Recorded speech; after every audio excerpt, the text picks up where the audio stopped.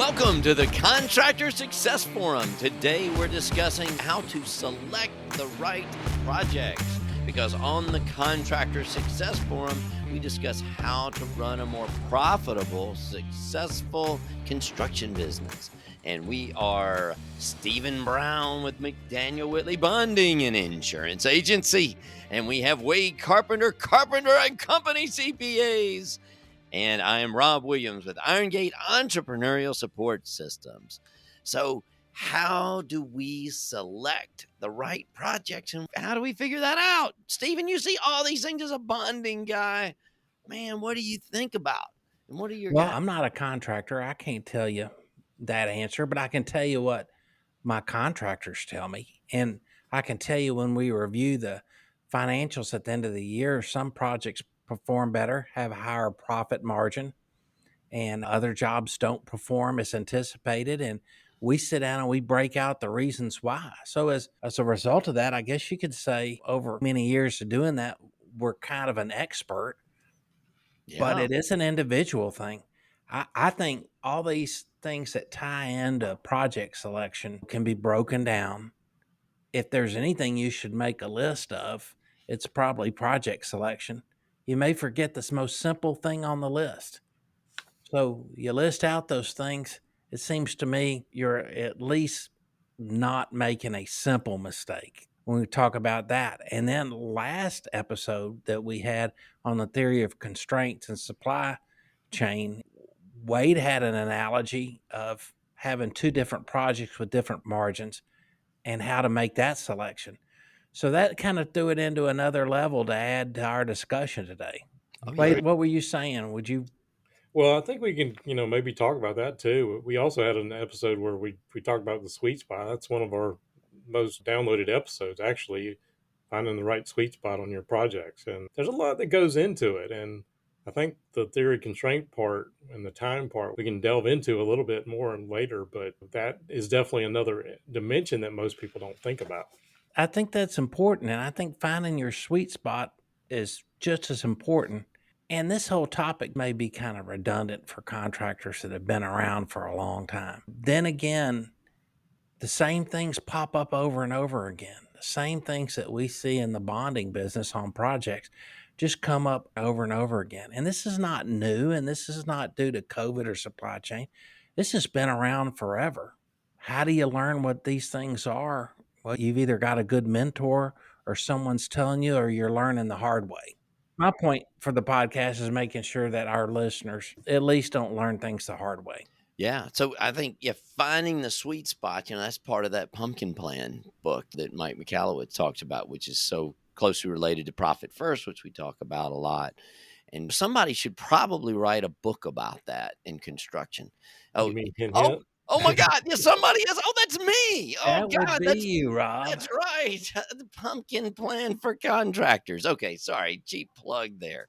But yeah, you got that specifically for contractors, because when you're looking for that sweet spot, you find out what makes you unique and get that. What's so great is Steven's putting the combination of these different areas that he knows to talk about. And so what's unique about yourself, and then combine that with getting your best clients, your ideal clients, because you still don't want to go work for I can't say that. I get, yeah, wait, we're not on regular rate. That an asshole. Okay, can I say that? I Yeah. think I just did. Well, you want to Or you minimize that, Unless the that's your AL ideal factor. client.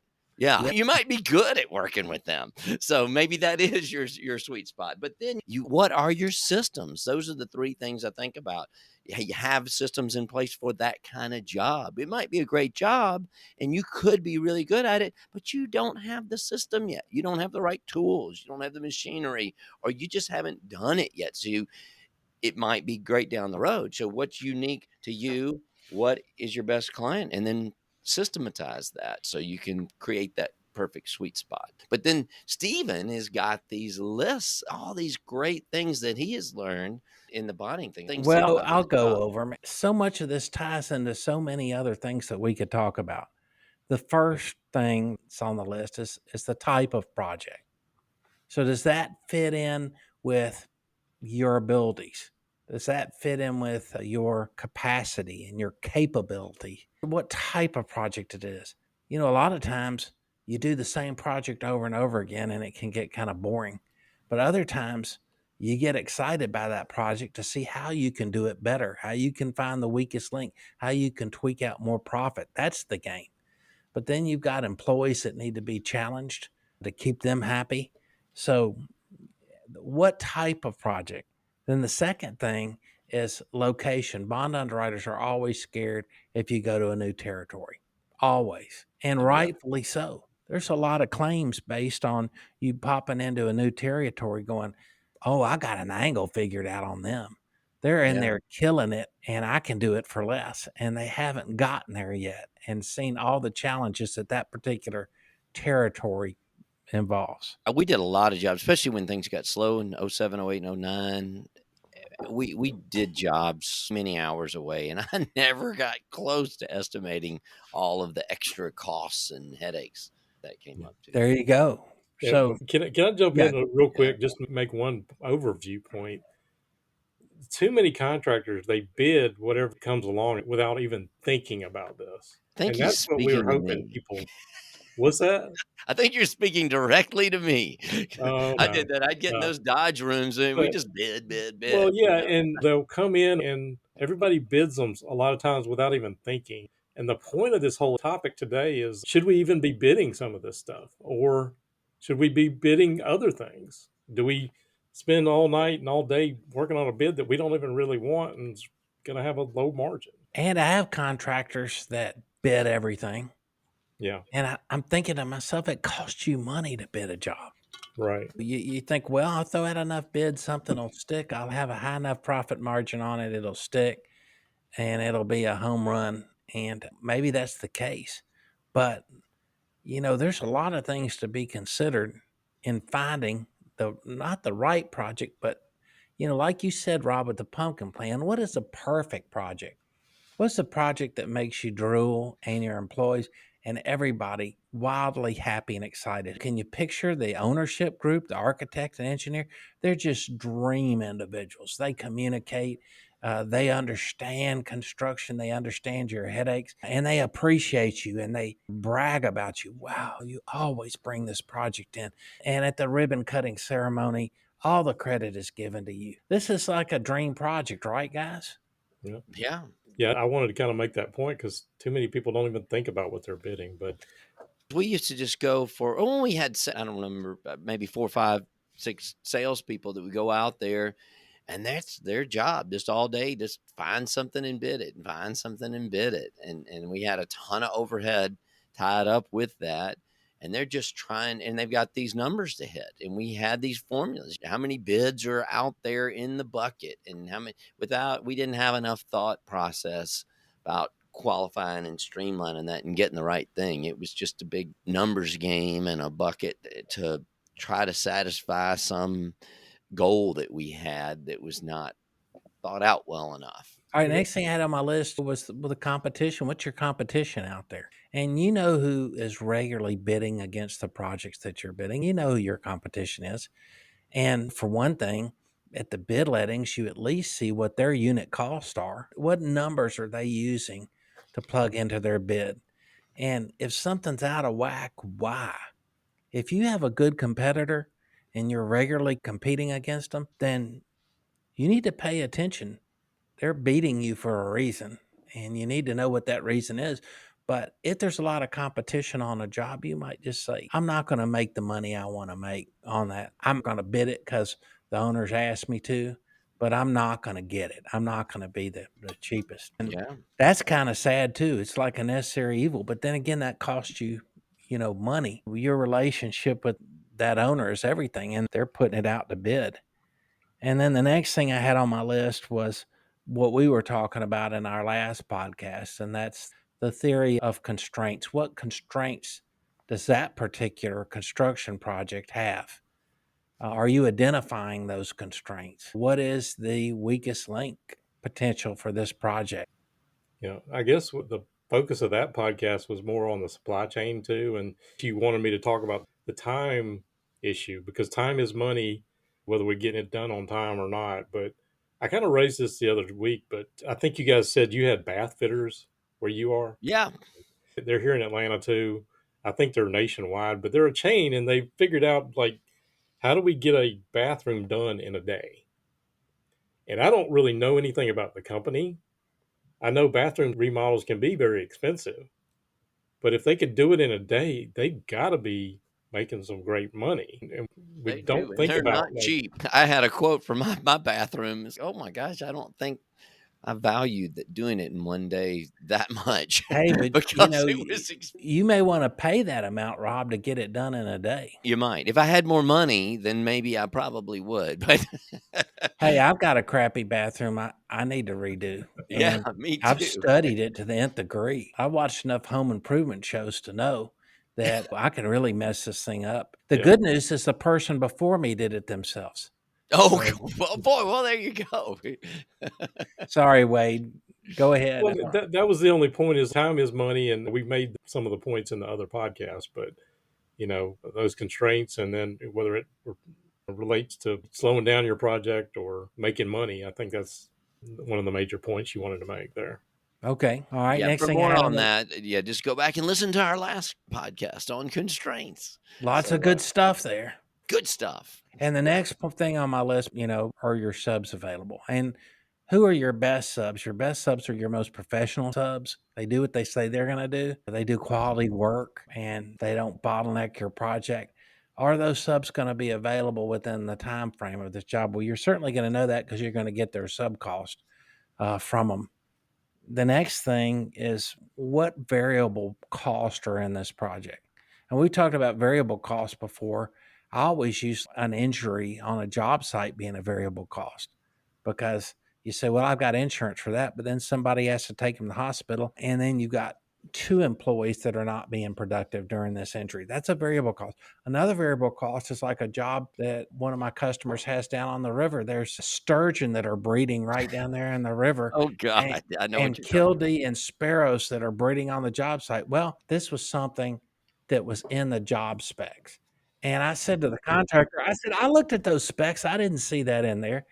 And the specs were 1,200 pages long. It was on page 943 or something like that.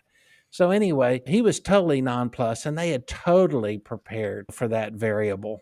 Steve and I also heard that's right below Beale Street. So I think there are a few tourists and late night overflow that's been breeding down on those cobblestones Oh, as well. I think they'd some be human stumbling breeding. right over the I so think there high. is a little bit. That's a very popular area. Yeah, it is. But anyway, I was very impressed. And so variable cost are the little extra things that you just make a checklist, a mental checklist, and then make sure it's in your bid. And then you got your estimator putting the bid together and you're checking it over. And the estimator might be really high on a project and you're not. So that's an issue. Then you've got liquidated damages. Rob, I was just telling you the Target right across the street from us had $40,000 a day liquidated damages. That's how important it was for that contractor to have it done on time because it was an anchor store. Oh, yeah. Boy, those used to scare me to death. I had one of my good friends. He warned me. He said, you may not want to bid my job because there's a $10,000 a day clause, and you better be okay with that because I'm coming after you. If you're Yeah, late, it doesn't matter that we're friends. You're going to have that $10,000 a day liquid damages. And I was like, I almost didn't bid it. that's a Well, beautiful conversation. and that's a Right. conversation for another day too. But Goldrat says in one of his books about, you want the owners to have that. And we could talk about that Yeah. another day, but you can develop your own competitive advantage by knowing how to manipulate that. So Yep.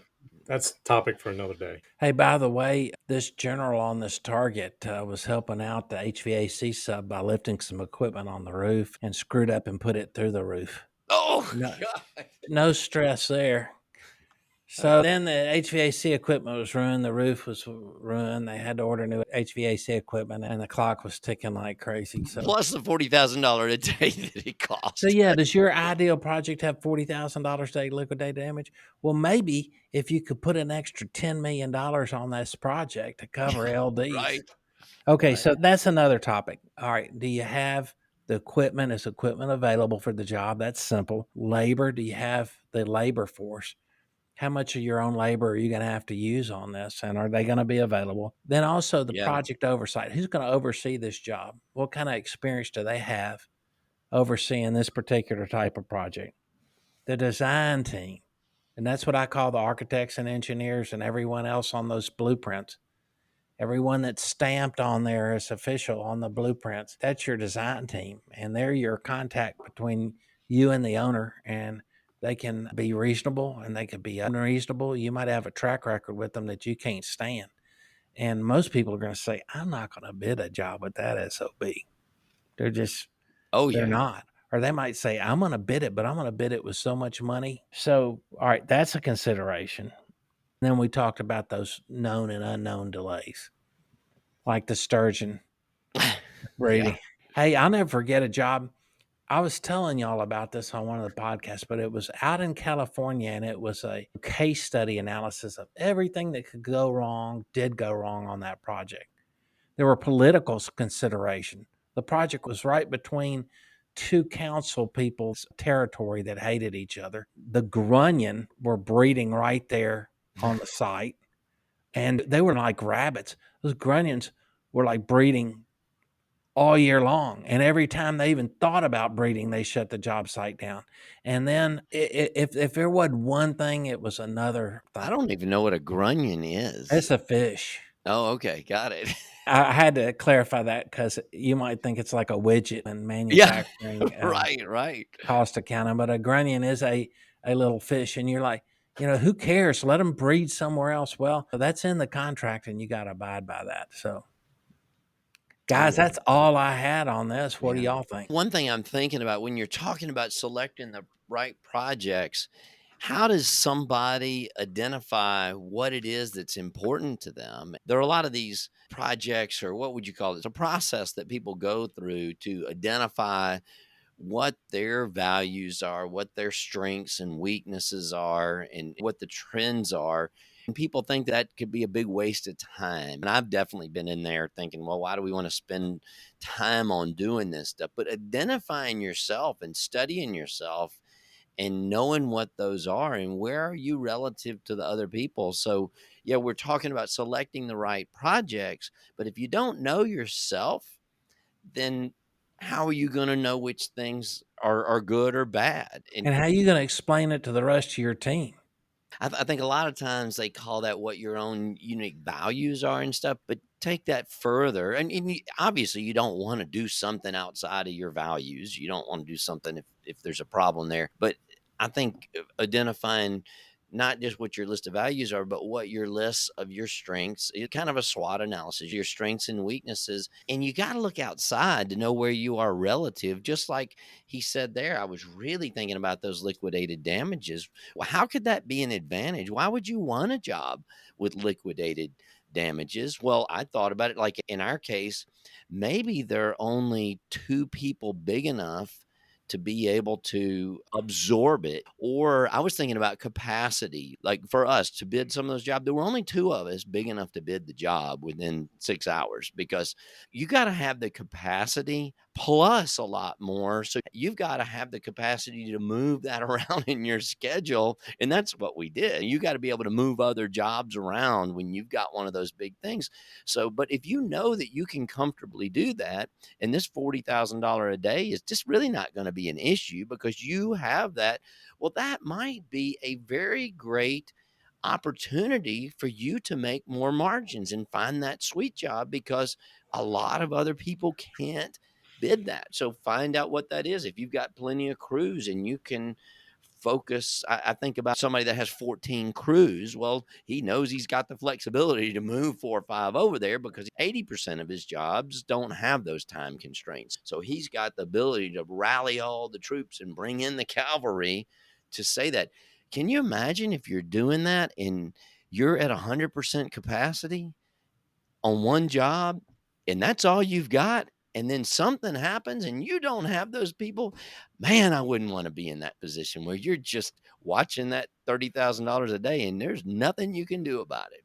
So I Right. think bidding the margins. That's a good point. I think we could probably go down another rabbit hole with that one. I've got some things to talk about there with strategy, but One of the big things I think maybe we haven't mentioned that we talk about all the time on here is the cash flow considerations of a job. Does it have retainage or not? Are you waiting on 10% of your money for a year to get it? How fast does that owner, the general contractor, pay you? Will you be able to float the job if you have a year's worth of retainage? Things like that. A lot of people don't even think about that when they go bid a job. That's Yeah. a huge point that should be on the list front and center. Yeah. Yeah, because there are some. Maybe you have a line of credit set up. We like to talk about profit first in doing these things, but on the other side of it, maybe the fact that you've got big line of credit could qualify you for some of these really slow pay jobs, and you can have the opportunity to make a lot more money. I know we always say don't get that slow pay, but maybe that is your competitive advantage is your You're finance, right. your And then you ability to bid in the finance a job cost, for the contractor. and you bid in the cost of that money as if it was a job cost.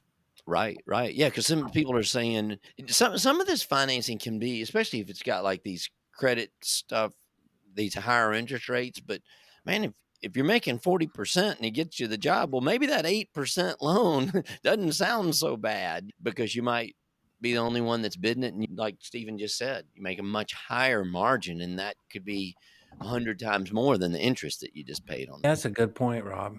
Just a couple other real quick points. You mentioned the competition a while ago, and a lot of people don't think about, is there a lot of competition to bid this thing? And if there is, are the margins going to be so low because everybody's trying to get that job? A lot of people don't think about that.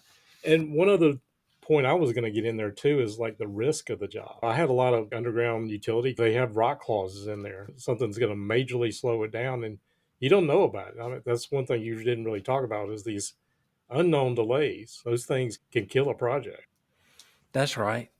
And you look at the specs, and there's soil engineering report done on that job.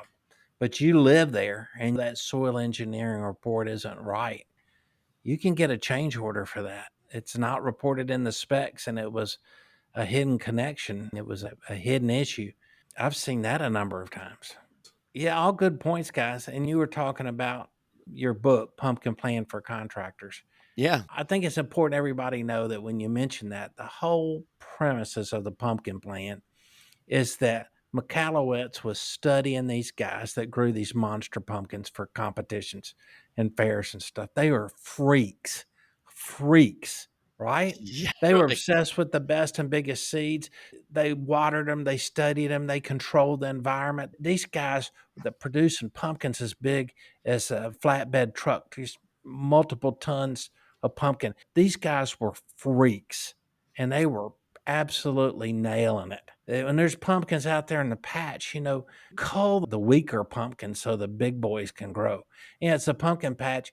Everybody goes and wants the biggest pumpkin. Every kid does. Well, anyway, these guys growing these pumpkins, they're just freaks about it.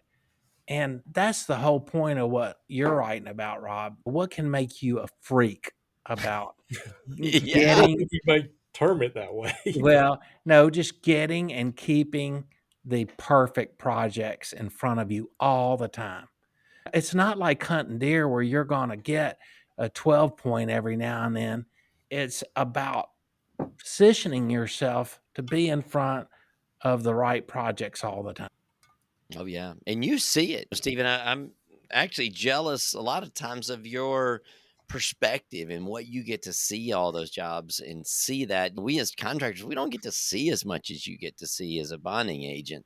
But Yeah. it's amazing your perspective that you get, and you get to see those that are really doing that. I think a lot of times we don't believe that's really happening. That's kind of like a fairy tale, but there are people that are out there doing that.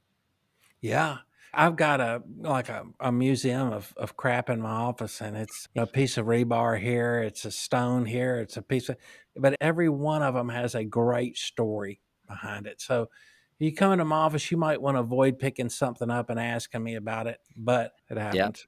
Well, this has been a great show. So I'm trying to think what can we ask our listeners or what can they ask us about something about this show? Because I would love to hear some crazy stories. We're looking for these crazy stories about what are some of the things that they've As a selected. listener, if you come in and say, my best project was this, That's boring and it sounds like you're bragging. But if you come in and you tell us about what was your worst project and what happened, then we can all sympathize with you. Yeah. And maybe somebody will learn from what Yeah. happened to you. Yeah, and specifically on this project, I wanna know what are they looking at that makes a job? What are they basing on there? Because we listed a bunch of things, but what are they thinking about? So tell us what you're thinking about that makes a job unique for you. What are the right and wrong projects for you? And where can they tell us that? Where can they share this with us? Wade, do you know where? Yeah, yeah. Contractorsforum.com Steven, that's right. That's right. and our LinkedIn page. That's exactly right. Hey, you found us somehow. You can find our link and go in on LinkedIn, especially. Guys, we'd love to hear your feedback. Yeah, yeah, and leave us a review, which it's very hard to do that. Leave a comment or review on the podcast itself. If you're listening on iTunes, you gotta like go all the way down to the bottom. It's kind of crazy. So leave a big 5-star review. If you don't like us, just go to the next podcast. So Hey, either you love us or you suck. Just say something. right. The other thing is, if you give us a crazy enough story, Rob might quote you in his book. Yeah, that's So right. That's right. Wow, you could be famous with that story without naming names. Famous. Or I could name a name, or I could make up a fake crazy name. I don't know. It's all in your hands, listeners. Yeah, that's right. All right, guys. Don't make Rob do that. Yeah, yes. Give us some great stories. All right. Well, thanks a lot, guys. This is the Contractor Success Forum, and we were talking right here about selecting and finding that right project with the sweet spot. And you can call and talk to any of us to Stephen Brown with McDaniel, Whitley Bonding and Insurance Agency, Wade Carpenter, Carpenter and Company, CPAs, and I'm Rob Williams with Iron Gate Entrepreneurial Support Systems. Thanks for listening to us, and we'll see you on the next episode.